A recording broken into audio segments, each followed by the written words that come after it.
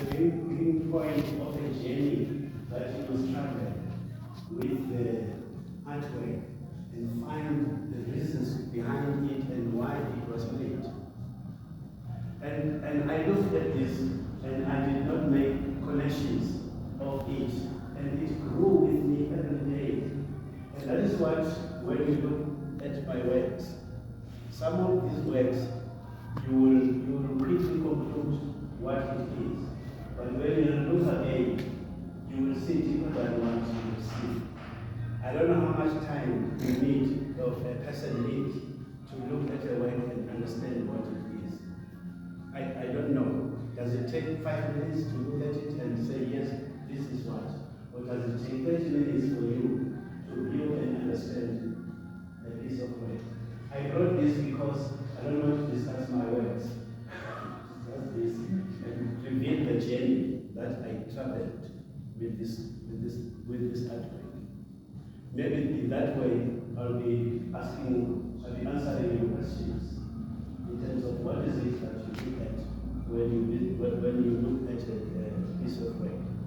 First of all, the objects that are in this artwork are connections that we must make to establish meaning, isn't it?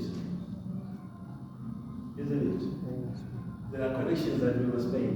The first connection here is that a boy is playing with a girl doll. A boy is playing with a girl doll. But in normal circumstances, it is not boys that play with dolls. Isn't it? It's very rare to find a boy that is playing with girl dolls. But the choice of a white doll is not a choice that we have, because in business there were no black dolls, isn't it? So the boy has got no choice, but the boy is playing with a white doll, which is not normal. The other thing that is here is that a white guy is cuddling with a black guy that is collapsing dead. That's another thing that is here, which I grew up to understand. And the other thing is that there is somebody who caused the black guy to die using a gun. And the connections that are there further is that there is wool that is used. The two types of wool. One wool is red, the other wool is white. And the red wool is meant to connect issues of relationships. The two black guys, the collapsing dead guy and the one with the gun, are connected by red lines. Correct? And then the white guy is connected by a white wool. And behind the collapsing guy and the white guy is sort of a dead kind of backdrop, which is crackling. And the crackling is continued with the bullets all over the canvas, as represented by the strips of wool. These strips of wool. But I didn't know that they were bullets. I'm revealing what I saw. And at the end of it all, I made connections. I said, oh, this painting is called Love and Pain. Love and Pain. Oh, it means that the owner, the artist, experienced love and pain. He has been having friends, having these friends, and this friend was killed by another friend and stopped the relationship that was there. flowers in church will say, Shabbat.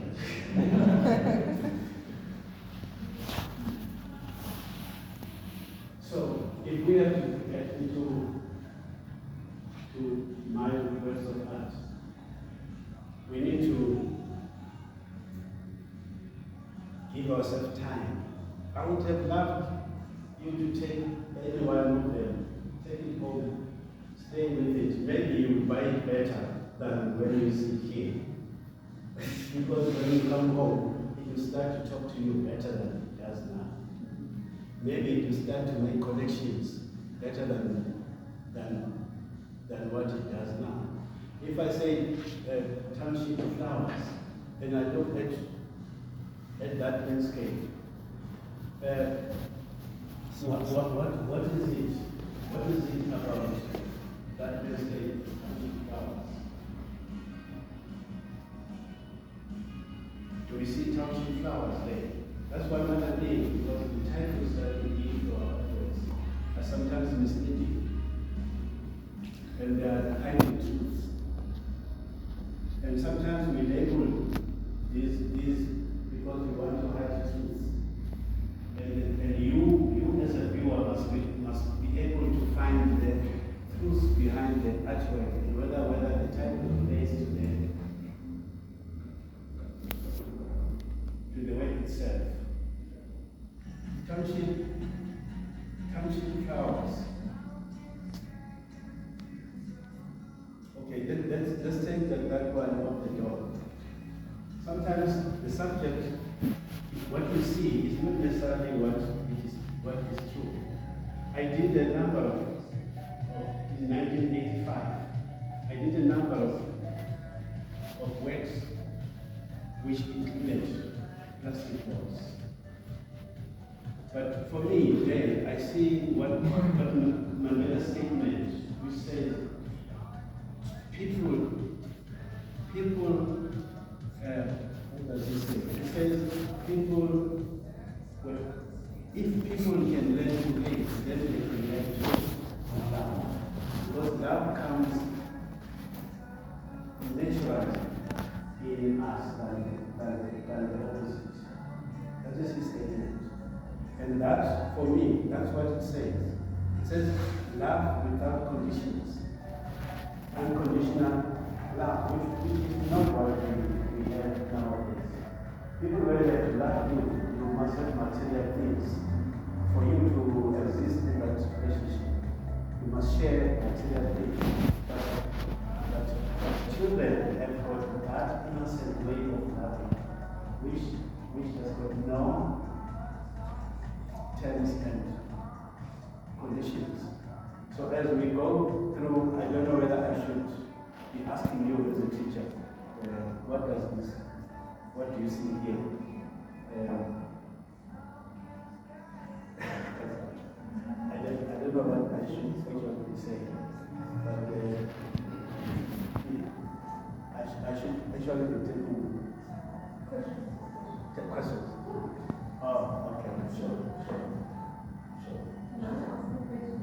Yes, what amazes me about yours is that when I took a picture, the sculpture, and then I zoomed in, and then I just took so much detail.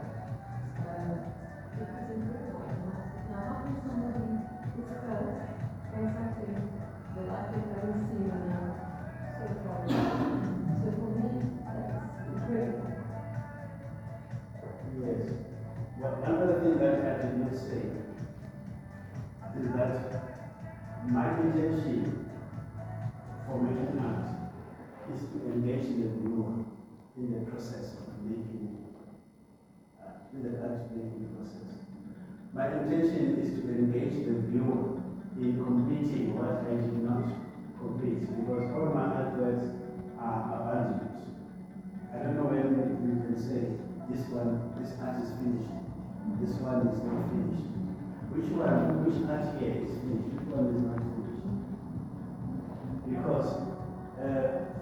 Because if you don't buy this work, it's going back to the factory. It's going to be continued. This work has been done many times. When it came here, it had to be done.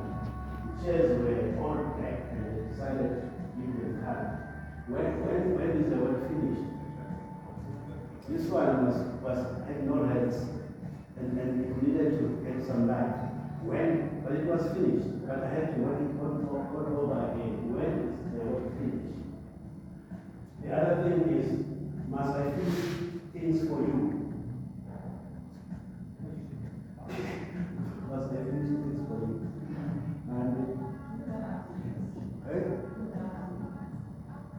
Must I finish things for you? Because when you look here, you come close, you see nothing. And you go backwards, your eyes starts to create things. So you are getting involved in the process that was mine. And you are taking over from where I stopped, and you're moving forward. And every day you'll be discovering new things. The Shadi, Rodini, Junction, on the leaf. It's a reality where I was there. I was telling you that there are no places that you see there. It's not because there are no places there. What I took then, there were no places. But on that day, it was a day when the young women, young mothers made their grants.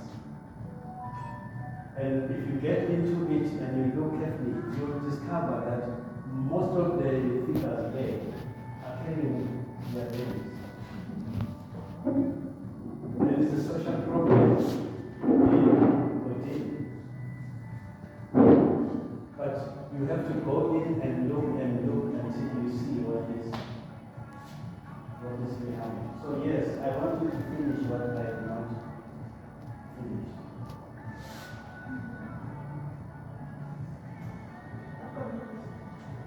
Yes.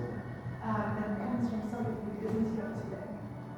And she wants to know, how do you go with your plastic?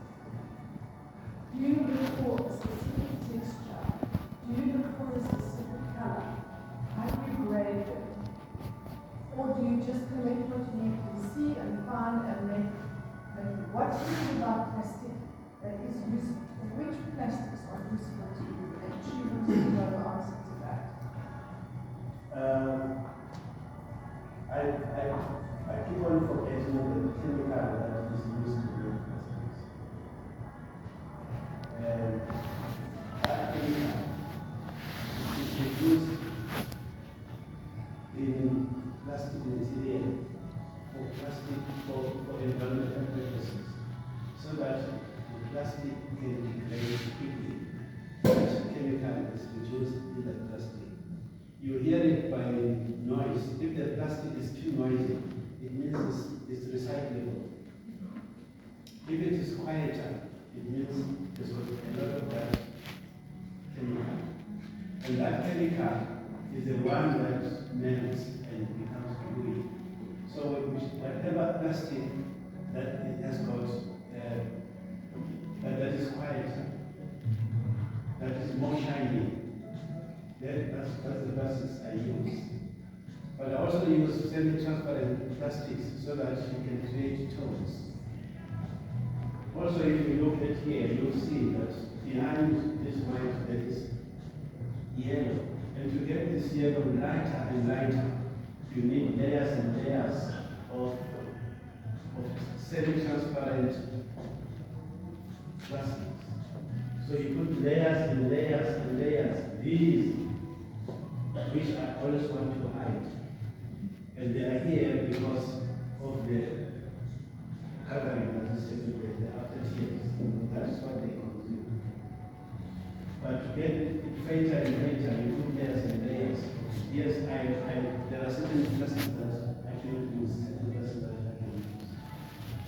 The degradable ones, the recyclable ones, are not good for you because they will degrade and they will peel off. How do you know?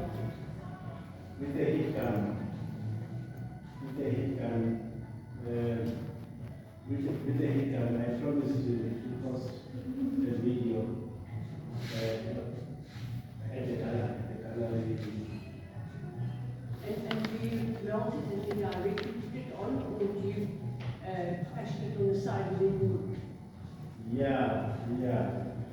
I think I just noticed because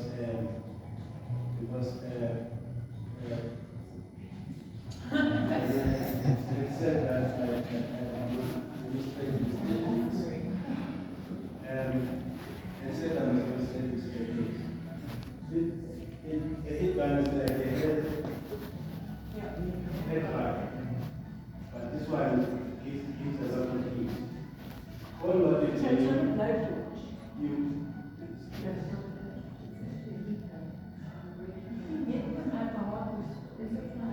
yeah, all what you do, you cut strings and then you hold and make sure that you drain your fingers. And you hit it like that. Once you get it attached, then you can control it. You control it. Thanks, very interesting. Yeah, but it's a laborious process. Do you have finger sticks? Yeah, it's with nails. They get cut on the way. Yeah. I think I can still answer questions. Do you wear a mask for the smell of the plastic? You have to wash plastic. If it smells, it means just for dust. And if just for dust, it's not going to stick.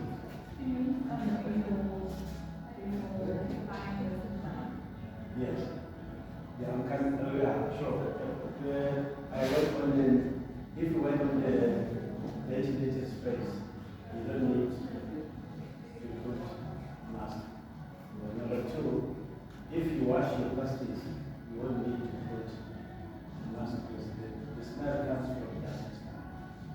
So you wash, I have to wash the plastics before I use them.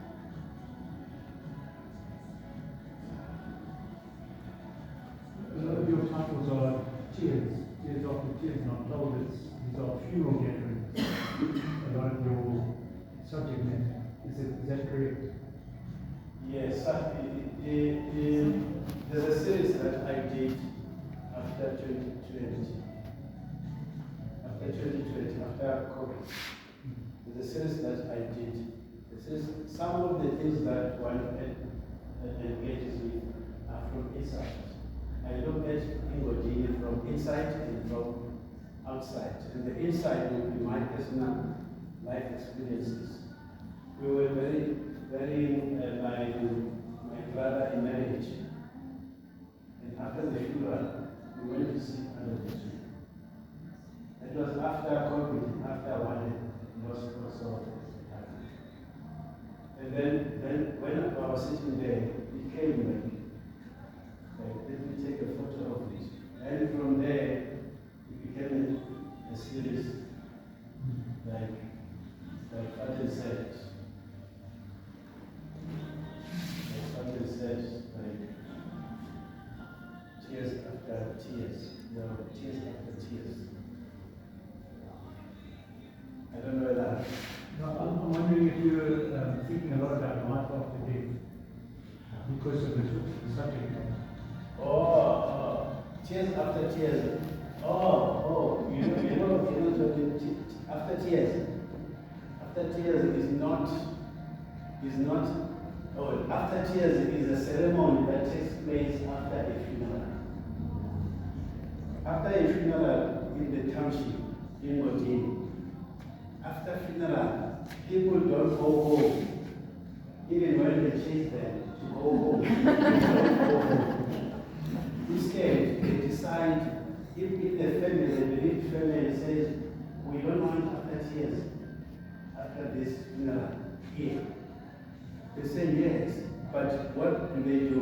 They take chairs here and they go and sit next door. And when they sit next door, they start boozing.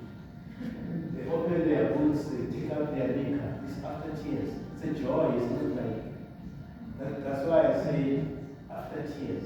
It's a celebration of some kind which people do. They sit, instead of talking about the person who died, they start talking about politics and how so it's not for me, it is yes, it is somebody that and when friends are when days are dark, friends are few. but not necessarily with anything to do with life after death. But I'm not sure whether people do they talk to others. So that picture I took from the mountain, I saw these chickens, stray chickens there. And then I took the photograph.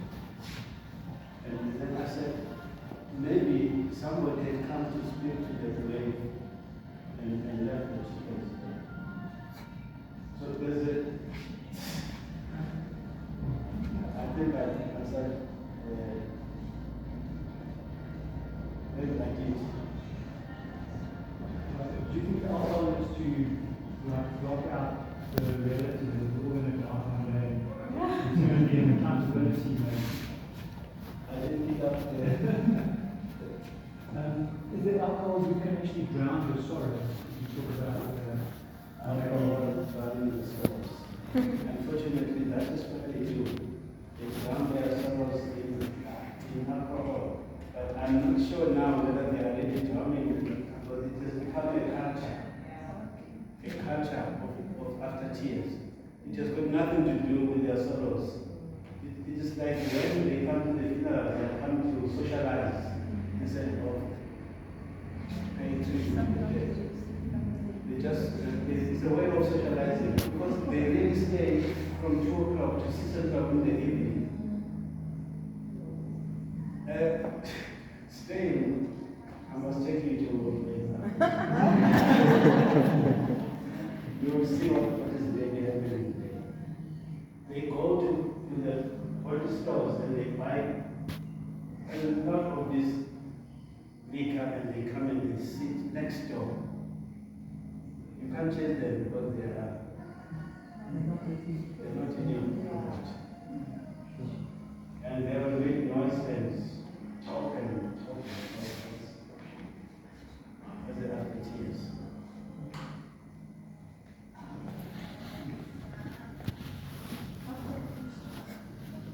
Where can you see the fashion range on the shelves? Oh, my question.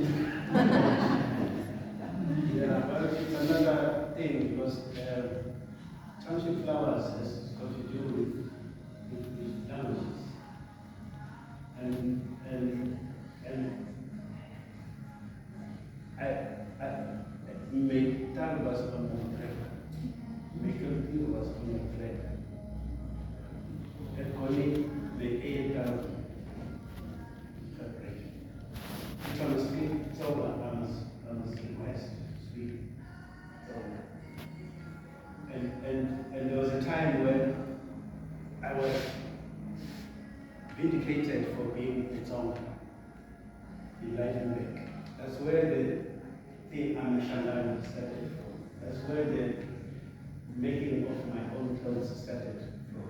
Because I was vindicated for being a Shandana in a suit. I had to learn Sutu through reading a Bible to speak to the parents in Sutu because I could not speak any other language. That's where my Spain comes from. So that becomes something we discuss in fashion.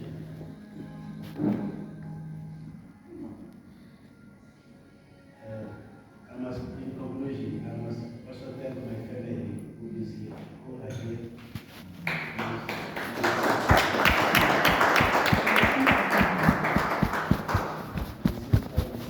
My brother is an artist.